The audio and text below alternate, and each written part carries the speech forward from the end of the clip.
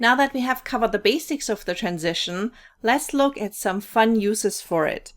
And I'm talking in my video about 3 different topics I wanted to talk about. Ultimately, as you already know, I settled on talking about PowerPoint presentation tips, but I had pondered 2 other topics which were either teaching somebody German or grooming a cat.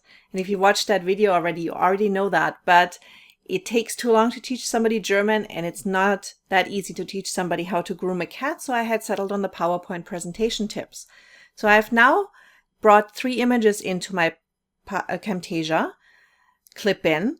I have brought in a German flag, a cute little cat, and I have brought in a logo from PowerPoint. And I'm just going to drag those onto my timeline by clicking on it with my left mouse button and dragging it right onto my timeline here. I'm going to do the same thing with my German flag. And the third one is the PowerPoint logo. Now, when you do this, don't worry about them going in the exact same spot you want them to be, because you can always drag them in as you work with this. I'm going to just zoom in a little bit, and I'm going to just start listening to my presentation to see where I want that German flag to first appear. We're just going to position those correctly, space them correctly, make sure they're the right size, and then we'll go ahead and apply some fun transitions to those. I've settled on the last topic because I think that teaching... And we can see teaching German starts here. So I'm just going to take my flag and drag it right to the beginning. That teaching you how to speak German would take more than a few minutes. And to be honest, my 2 cats weren't too keen about... And I can see that that little gap here I have in speaking is where the cat talk begins. So if I go back a little bit, I can see that my German flag isn't properly filling out the space. And I don't want the space to be all filled out by the German flag. I just want it to be sitting in the corner. So what I'm going to be doing is I'm going to be resizing my flag. I'm just going to go in the corner of my image, and I'm going to click on it with my left mouse button and just drag it to the size I want. This looks good. And I'm just going to move it down a little bit by clicking on it. So now we have the German flag nicely sitting in the corner here. And I'm just going to take our cat and I'm going to butt up with the tool here. We're going to butt up the cat against the German flag, and it clicked nicely together.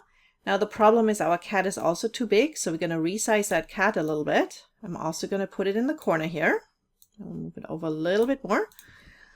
And I'm just going to go and listen to the clip again and see where it needs to stop. And to be honest, my 2 cats weren't too keen about the second topic, so and we can see where that gap is where I'm starting with the third topic, talking about PowerPoint. So I'm just going to do the same thing here, and I'm going to drag the PowerPoint clip against the cat clip. And as you can see, they click together because we're not overriding the clicking together. So let's just move this here and listen how far we want this to go. I'll share some of my PowerPoint presentation tips with you that are actually coming from a workshop that I'm usually doing live. And we can end it right about here where we have a big gap. So now we have those clips nicely snapped to each other. And if we just start looking, oh, we still have a PowerPoint logo, though that's in the middle. So let's just move this over here. And the size works perfectly for it. We don't want it to be too big, but we just want it to be there. So I'm just going to have a look here. Let's just watch this. And we have the clips snapped to each other. That teaching you how to speak German would take more than a few minutes. And to be honest, my 2 cats weren't too keen about the second topic. So I'll share some of my PowerPoint presentation tips with you that are actually coming from a workshop that I'm usually doing live. That works quite well for timing.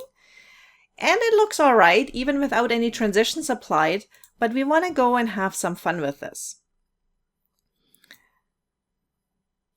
So the first transition we want to apply is to the German flag. And there's a lot of different transitions that would work for this. Fade transition always works. I'm just going to apply that just so you can see how this looks. They're teaching you how to speak German. It's appearing nicely, but not a ton of fun. I'm thinking that bringing something in that has a little bit more movement will work well, especially when you have an image like this German flag, which really doesn't have a lot of complexity to it. There's basically 3 stripes of color, so it's fairly easy to apply a transition to it and it not being too distracting.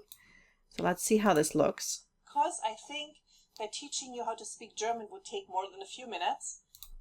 That works well. Now we have a nice inset transition.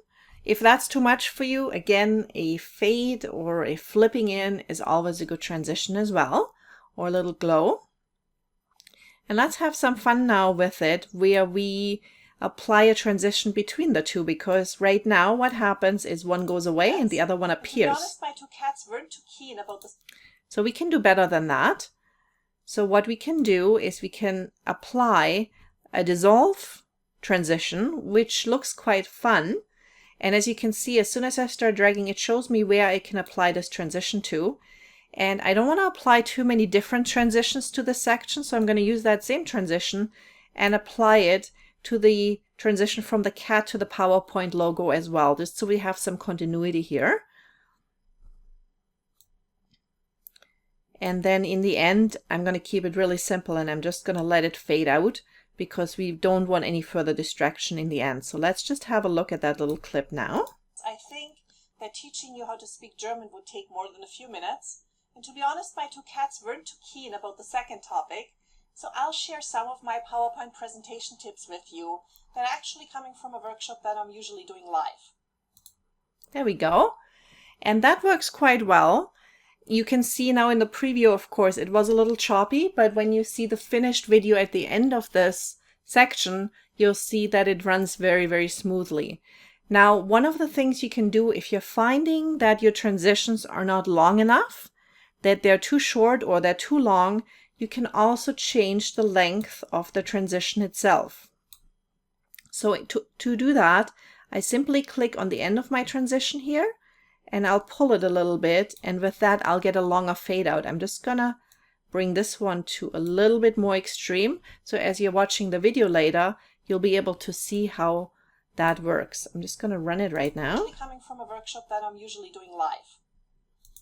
And because it's the end of the last one and I have that last one up longer already, giving it a little bit longer fade actually adds a little bit more interest. So that's pretty much all there is to the transitions. The best thing I can recommend to you is for you to experiment with them.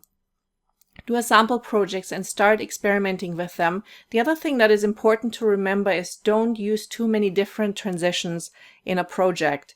So I've used the dissolve transition twice now in that same area, just because I don't want one thing to flip, one thing to dissolve, another thing to swirl. That's becoming distracting. But if you start using some of the same transitions over and over within the same project, you'll notice you'll have a better continuity, and it's also less distracting for the viewer.